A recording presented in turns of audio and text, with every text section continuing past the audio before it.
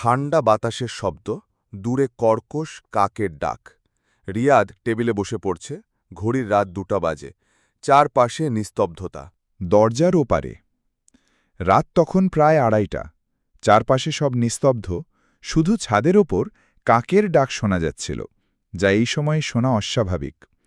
রিয়াদ পড়ার টেবিলে বসেছিল, কিন্তু জানলার পাশে হালকা খচখচ শব্দ শুনে মাথা ঘুরিয়ে তাকাল। বাইরে কেউ নেই।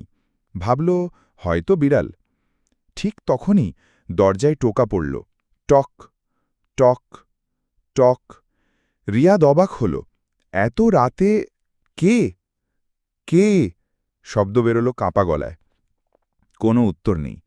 দরজার ফাঁক দিয়ে সে দেখল মেঝেতে কারো লম্বা ছায়া, কিন্তু অদ্ভুত ব্যাপার, ছায়ার মাথা নেই।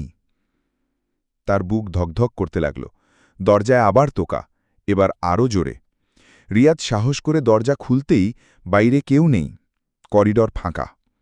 ঠিক তখন পিছন থেকে ফিসফিস শব্দ, তুমি তো দরজা খোলার কথা বলনি।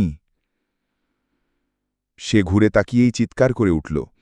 টেবিলের পাশে দাঁড়িয়ে আছে এক কালো ছায়া, চোখে শুধু দুটো জ্বলন্ত লাল বিন্দু। মুখ নেই, তবু হাসির শব্দ শোনা যাচ্ছে। শেষবার রিয়াদের চিৎকার শোনা যায়, তারপর পুরো বাড়ি আবার নিস্তব্ধ হয়ে যায়।